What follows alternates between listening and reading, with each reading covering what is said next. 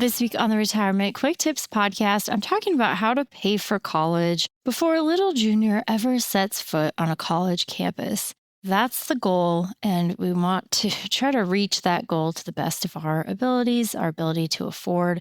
I mentioned yesterday, college now costs over $153,000 over 4 years. It's a huge price tag. And so today we need to start with what should be an obvious question, but one that hardly anyone asks, at least based on the conversations I have with parents of high schoolers and college age kids.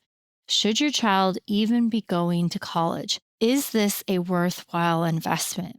Now, let's kind of cover the main things I want to talk about here because college is costly. So that's the very first consideration. I would argue college is pretty overpriced. There's a lot of people who go to college who maybe should not be there. They're not ready for college. They have no idea what they want to do. So they're just taking all these classes that may end up being pointless. College is a worthwhile investment for many, but not for everybody and not everyone at that time. What you don't want is you don't want to fast forward 10 to 15 years after college and those high costs end up being a colossal waste of money and time. Many people never finish college. Many get degrees that shouldn't even be offered because no one is ever going to recoup the cost of a 4-year degree from a private institution when you have a degree in puppet arts.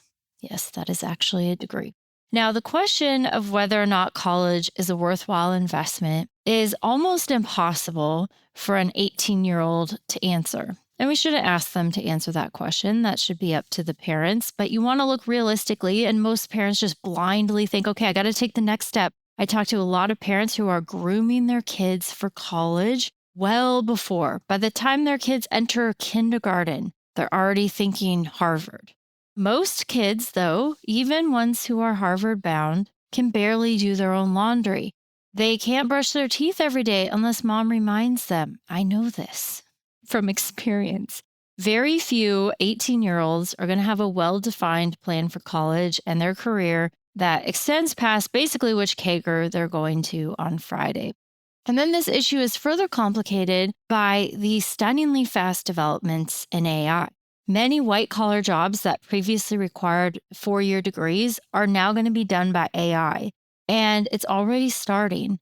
My question is, well, what is that going to look like in 4 years when you graduate college? So already college grads are having a hard time finding work. I read articles about this almost every week in many industries because AI can do the job better than many recent college grads. And that is scary because someone's got to get in somewhere. You have to start somewhere. And if you can't get experience, if you can't start at the bottom and work your way up and learn along the way, because AI is doing that instead, I don't have a good solution for it, but it obviously is a huge problem. But when employers are looking at, do I hire a recent college grad or do I hire AI? Well, first of all, I might have to pay a nominal fee for whatever AI program I'm using or robot but it's nothing compared to the salary and benefits that I would have to pay for most employees in most positions where AI is doing a lot of that work. Also, AI, never late, never complains about vacation time they're getting. What scares me is that a lot of kids in college right now are paying $153,000 on average for that 4-year degree, and they're going to really struggle to get a well-paying job after college that's going to help them recoup the cost of all the student loans that they took out.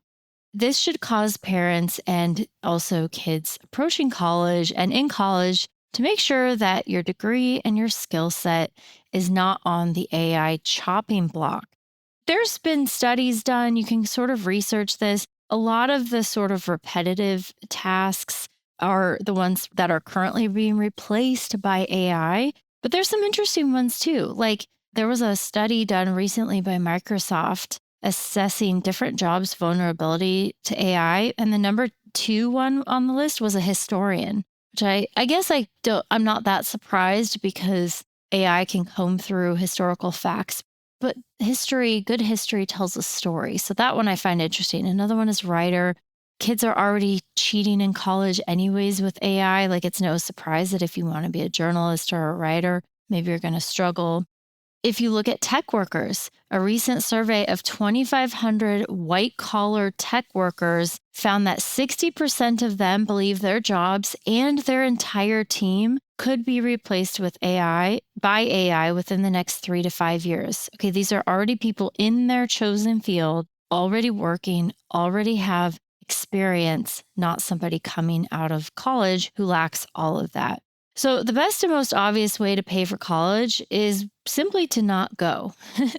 And I would really encourage anybody thinking about this to ask that question and not to blindly assume that the path forward is to go through college without, or to start college, finish college without thinking of it as an investment and as of something that's going to set you up for your career. So you have to think about, well, what career am I going into? What do I want to do? That has to not be totally decided, but you want to be well on that path before you make this massive investment, especially if you're interested in something that could be on the AI chopping block. All right, that's it for today. Thank you so much for listening. My name is Ashley Michike, and this is the Retirement Quick Tips Podcast.